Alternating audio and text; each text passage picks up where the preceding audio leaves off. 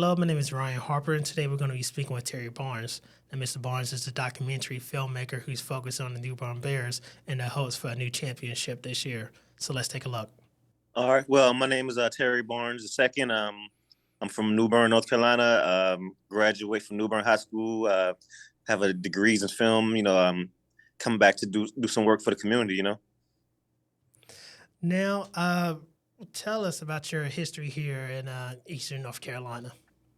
I try to make it. I'll break it down. As I was born and raised in Washington D.C. My dad's side of the family is from New Bern, North Carolina. So I used to come back in the summer times. That's how I ended up graduating from New Bern, North Carolina, in 1993. So after that, I went off to the military, did a little Air Force for 8.5 years, and then that's why I found my passion for film. And then I came back to North Carolina, and I went to a small college called Living Arts College, School of Communication Arts in Raleigh, North Carolina. And that's kind of lead me to where Bear Country started at, and that's where I kind of got my first degree in film. Started doing some work in the community. I used to do some stuff for the city. I actually did some stuff for RTN as well, which is the Raleigh Television Network. So I had shows running up there, and then when I came back to New Bern, I was working for the city, running like little shows and stuff that they had for the public access channel. So that's kind of my background on how I started in New Bern and ended back there. Can you explain to the audience today about your history in shooting documentaries and what drew you to this football team in particular? All right. Well, it's actually we did Bear Country One, which is we did New Bern High School 10 years ago, which is 2012. And just to give you a background on that one is I was just graduating from my first film school in 2012, and I was always a football fan, so we used to always watch all the games from the sidelines, and then end up in the coach's box, and we decided we wanted to do that. When I say we, I'm talking about my cousin Jermaine Barnes. This is my co-producer. And so from there, I just came to the idea, let's do this documentary and let's follow our old football team. So I did that, kind of got everything rolling. And so 10 years ago, we ended up doing it. And just to give you a little bit of history on Bear Country, when we did it 10 years ago, it was the Great Fires of New Bern that happened in 1922, which was 90 years prior to that. And what happened with that was all the fighters was all at the state championship game back then, and like 22 blocks of New Bern burnt down during this time frame. It's called the Great Fires of New Bern. If people research it, and it was so funny because when we did the documentary 10 years ago, it was on the same day of the state championship game from those Great Fires of New Bern. So that was a historical facts that happened with this whole documentary. So it was going into it one thing, and then it became something else. 10 years is a long time to, keep an eye on one particular football team. Now, what made you sit there and be like, you know what, I think we may need to revisit this? Because I do know that the New Bern football team, the Bears, are pretty, they stand out, so to speak. So what made you want to come back 10 years later?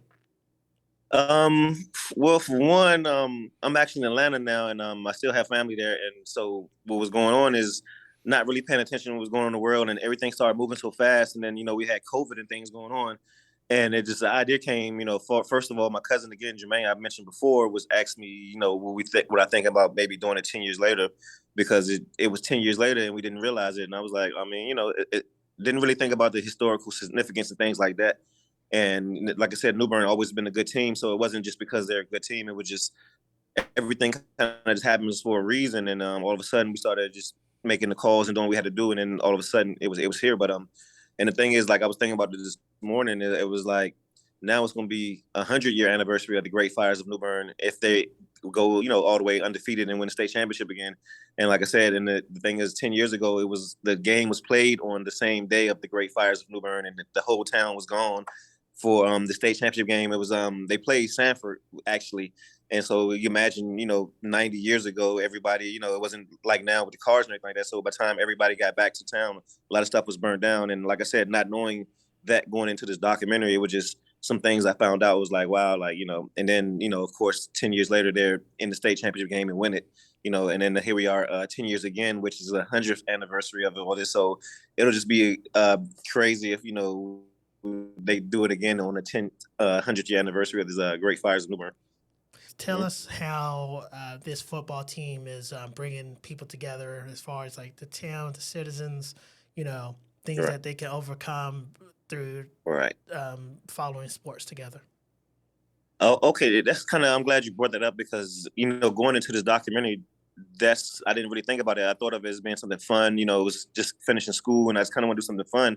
But as in the process of shooting the documentary, I realized I was missing this thing from being a high school football player. You had this teamwork thing, and you see there's no racial barriers. There's nothing like that. So you see different people come together. You see mothers, fathers, everybody, all at once. You know what I'm saying? You see the community come together. You see all the businesses, and it's just like a perfect storm. In the community where everybody is on one accord and it's a team effort. So it's nobody's mad about this or all the differences are put to aside just for this time of year, and it lasts through all football season and then it carries over to sports. But it was just, just like you said, high school sports and football in general, it's just a team effort, and it doesn't matter about race, it doesn't matter about your status or anything like that. And this is one of the pure things is where you can actually see all these things coming together from parents, community, friends, staff, and everything. And so like the first documentary, it was something that opened my eyes to it, and that's why we did it again 10 years later, and we hoping everybody to go look at the first one, and then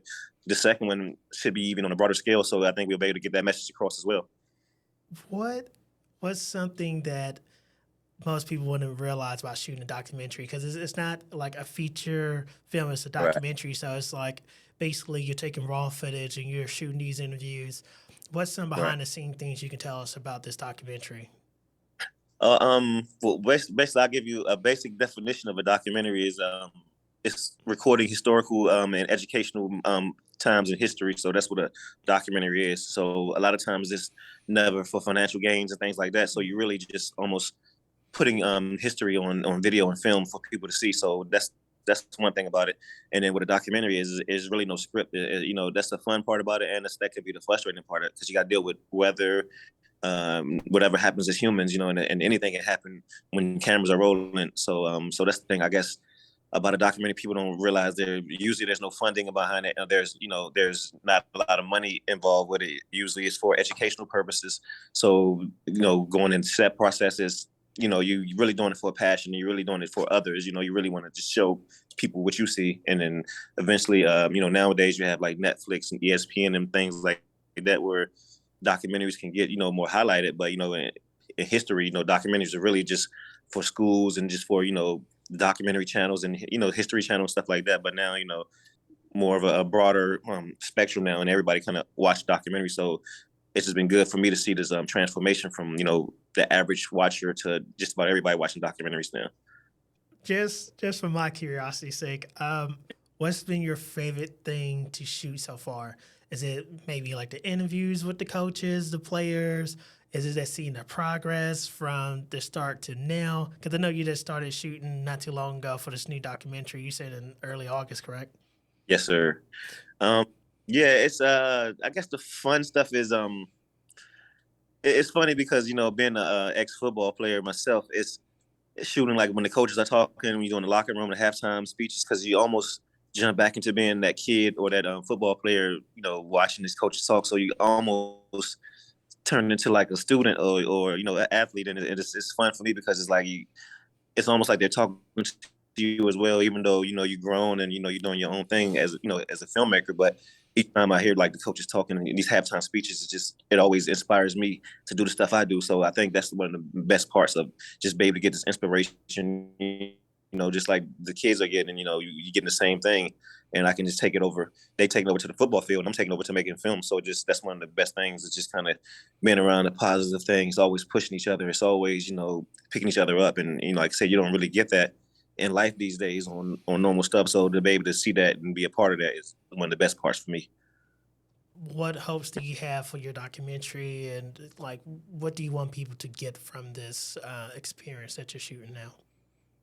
I got a couple things. The first thing is, as a filmmaker, I want everybody to feel it and almost feel like they're a part of the team. So when I shoot my documentaries, it's not like ones you see already. We make you feel like you're a part of the team, not like you're watching the team. So my first thing is making people experience that whole thing of, getting ready for the game and the pregame and being on the field and feeling the people running past you and all those noises and the whistles and the band. So that's the main thing. And then the second thing is I want people to, you know, be able to watch it, take it into their normal lives. And one thing about this documentary as well is we have two guys that was actually on the football team 10 years ago, was on our crew. Daquan Gaskin and Felix Fisher.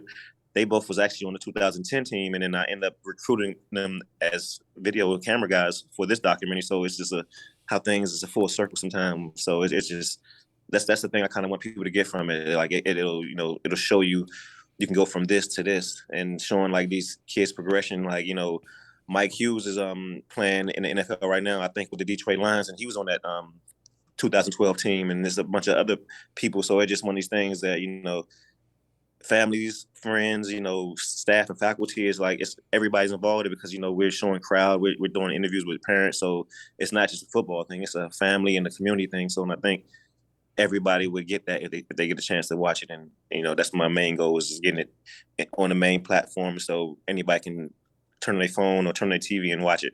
So that's the main goal right there. And then also maybe getting some sponsorships, some businesses in the area that maybe want to, you know, jump on board and help us out along, because it's an independent production. So everything we doing is definitely out of pocket. So, you know, as we partner up with companies and different people, that's one of the main goals we want to do as well too. So